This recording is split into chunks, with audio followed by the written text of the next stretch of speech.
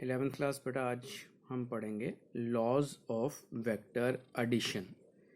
कल जब हमने कुछ डेफिनेशंस की थी उसके साथ किया था कि अगर दो वेक्टर्स पैरेलल हैं या एंटी पैरेलल हैं तो उसका सम कैसे किया जाता है। बट अगर उनके बीच में कोई एंगल है, किस दो वेक्टर्स जो हैं वो पैरेलल और एंटी पैरेलल के अलावा किसी एंगल के ऊपर इंक्लाइंड है, तो ऐसे केस में उसका रिजल्टेंट किस तरह से फाइंड होगा वो आज हम पढ़ेंगे। सबसे पहले लॉ जो है वो triangular law of vector addition है।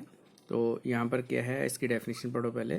It states that if two vectors can be represented in magnitude and direction by the two sides of the triangle taken in the same order, then the resultant is represented completely both in magnitude and direction by the third side of the triangle taken in opposite order. अब यहाँ पर इस diagram को अगर आप देखते हो तो यहाँ पर एक वेक्टर Q और ये वेक्टर P है, इन दोनों के बीच में कोई भी एंगल थीटा है। तो ऐसी सिचुएशन में आप P और Q को रिप्रेजेंट करोगे ट्रायंगल की दो साइड्स। जैसे यहाँ पर एक ये ट्रायंगल के अंदर ये साइड P हो गई AB के बराबर, और Q वेक्टर जो है वो B से लेकर C तक है। Q की डायरेक्शन सेम है, P की डायरेक्शन सेम है। और ऐसी सिचुएशन में आपका जो रिजल्टेंट है, अगर इस डेफिनेशन के accordingly resultant will represent by the third side. ये दो साइड्स तो हैं ही हैं, तो रिजल्टेंट जो है वो थर्ड साइड। और अपोजिट ऑर्डर का मतलब क्या होता है कि अगर इस सीक्वेंस में चलें तो वेक्टर P से लेकर A से लेकर B जो है इस डायरेक्शन में है, B से लेकर जो है C इस डायरेक्शन में है, तो ये वापस इस तरफ ये सर्कल कंप्लीट नहीं कर रहा है। तो अगर नीचे की तरफ जाएगा तो वो सेम ऑर्डर हो जाएगा, बट क्योंकि ये ऊपर की तरफ है तो इस चीज़ को हम बोलते हैं अपोजिट ऑर्डर। तो रिजल्टेंट R जो है यहाँ पर A से लेकर C तक जो वेक्टर होगा that will be equal to vector P plus vector Q। तो this is called triangular law of vector addition. यहाँ पर क्या है कि दो वेक्टर्स जो हैं ट्रायंगल की दो साइड्स को रिप्रेजेंट करते हैं, then the third side give the resultant. Similarly हमारे पास जो है parallelogram law of vector addition है। तो यहाँ पर क्या है, it states that if two vectors act simultaneously. तो पहले वाले केस में जो दो वेक्टर्स थे ट्रायंगुलर लॉ में, पहले एक वेक्टर अप्लाई हो रहा था उसके बाद सेकंड वेक्टर अप्लाई हो रहा था। तो ये पैरेललोग्राम लॉ कब यूज़ होना है, जब दोनों वेक्टर्स साइमल्टेनियसली इकट्ठे अप्लाई होते हैं। At a point can be represented in magnitude and direction by the two adjacent side of a parallelogram. तो यहाँ पे ट्रायंगल नहीं होगी, यहाँ पर एक पैरेललोग्राम होगी कुछ इस तरह से, जैसे वेक्टर P इस तरफ हो गया और वेक्टर Q जो है वो इस तरफ हो गया। दो वेक्टर्स जो हैं पैरेललोग्राम की दो साइड्स को रिप्रेजेंट कर रही हैं। तो the resultant is represent completely both in magnitude and direction by the diagonal of the parallelogram passing through that point. तो डायगोनल जो इसका बनेगा, इस पैरेललोग्राम का डायगोनल A से लेकर C तक है, तो ये इसका जो है रिजल्टेंट का मतलब दोनों का sum R which is equal to vector P plus vector Q ये रिप्रेजेंट करेगा। तो ट्रायंगुलर लॉ और वेक्टर पैरेललोग्राम लॉ में सिर्फ इतना ही डिफरेंस रहेगा कि ट्रायंगुलर लॉ में एक वेक्टर पहले अप्लाई होता है उसके बाद सेकंड वेक्टर अप्लाई होता है, बट अगर P और Q दोनों वेक्टर्स में इकट्ठे अप्लाई होते हैं तो उस टाइम पर हम पैरेललोग्राम लॉ यूज़ करते हैं।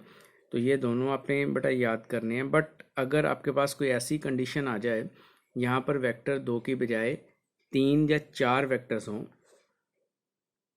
तो ऐसी सिचुएशन में हम यूज़ करते हैं parallelogram law of vector addition. यहाँ पर क्या है, it states that the number of vectors can be represented in magnitude and direction by the sides of a polygon. Polygon का मतलब हो गया कि बहुत सारी साइड्स हैं, तीन हो सकती हैं, चार हो सकती हैं, पांच हो सकती हैं या उससे ज़्यादा भी हो सकती हैं, taken in the same order, then the resultant is represented in magnitude and direction by the closing side of the polygon taken in opposite order। तो यहाँ पर क्या है, जैसे वेक्टर A B C और D ये चार वेक्टर्स हैं। वेक्टर A इस पॉलीगॉन के ऊपर इस साइड पर है, वेक्टर B क्योंकि ऊपर की तरफ है तो यहाँ से उसी डायरेक्शन में सेम डायरेक्शन सेम होनी चाहिए, उसी डायरेक्शन में लेंगे। उसके बाद वेक्टर C इस डायरेक्शन में कर लिया और D से आपका जो है नेक्स्ट वेक्टर D जो है वो इस डायरेक्शन में। तो ऐसी सिचुएशन में इन चारों वेक्टर्स का अगर हम सम करते हैं तो ये आपके पास 5 साइड्स वाली पॉलीगॉन है। तो यहाँ पर इसकी जो क्लोजिंग साइड है, इनिशियल पॉइंट से लेकर फाइनल पॉइंट तक जो क्लोजिंग साइड है, वहाँ पर जो वेक्टर होगा that will represent resultant which is equal to A plus B plus C plus D। तो पॉलीगन में आपके पास जो है एक से ज़्यादा साइड्स हो सकती हैं।